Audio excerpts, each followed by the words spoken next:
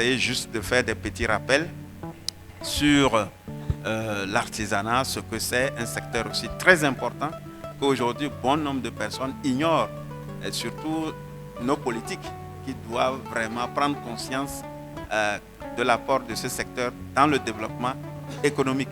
Nous parlons chaque jour de l'industrialisation et je crois qu'on devrait passer par l'artisanat qui aujourd'hui, au niveau du tissu économique, détient la plus grande partie des entreprises que nous appelons entreprises artisanales qui sont dans le domaine de la transformation, qui demandent tout simplement qu'on les accompagne pour aller vers l'industrie, c'est-à-dire les petites et moyennes industries.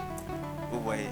Mais aujourd'hui, tout le monde dit l'industrie. On pense qu'il faut tout simplement mettre en place directement des unités industrielles. Oui, mais il ne faut pas oublier nos populations qui sont à la base, dans les États, qui œuvrent déjà dans la transformation, qu'il faut accompagner. Voilà, qu'il faut vraiment accompagner. Chaque jour, quand on parle de consommer local, quand vous allez à ces rencontres, on voit uniquement qui? On voit que des artisans qui transforment. Il faut les accompagner vers la petite industrie.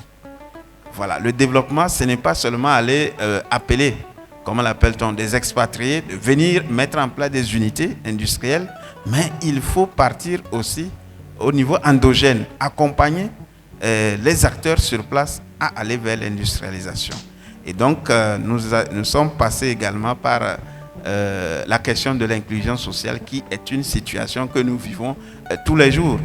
Pour les personnes en situation de handicap, difficilement ces gens accèdent à un certain nombre de métiers ou de travail dans nos sociétés. Il y a également la question du genre. On sait qu'il y a plusieurs pesanteurs sur le plan culturel, etc., qui empêchent la femme à pouvoir disposer des mêmes droits que les autres.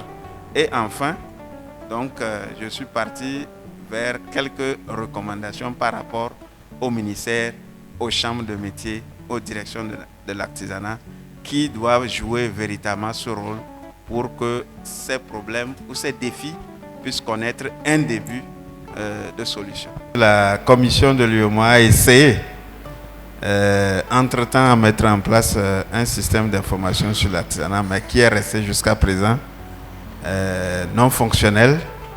Mais nous poursuivons toujours les réflexions pour voir comment opérationnaliser le système. Si tout va bien, en 2026, on va faire une mission circulaire dans les États pour faire le point du système d'information sous-régional sur l'artisanat dans les États. Et après cela, parce que cette fois-ci l'étude a été déjà réalisée, mais en termes de technologie, beaucoup de choses ont évolué. Et au niveau de la commission, nous avons nos services informatiques et statistiques qui vont désormais nous aider à déployer le système. Il n'y en aura pas de portail par pays, mais il y en aura un portail régional où il faut accéder et aller dans chaque pays. Donc, on a échangé déjà avec les services statistiques et informatiques. On a pu, je crois, inscrire quelque chose pour l'année prochaine. Et après cela, maintenant, il y en aura certainement un apport de la commission, peut-être l'année prochaine, puisque les missions circulaires, ça prend du temps, où on va maintenant, sur la base de l'état des lieux, ou du point qui sera fait avec les États, essayer donc de déployer le système. Donc, sur la question du système d'information, c'est ce que j'avais voulu apporter comme information et dire que c'est vraiment une réalité et que les statistiques sont essentielles à la prise de décision pour les acteurs eux-mêmes, les partenaires techniques et financiers et pour le politique.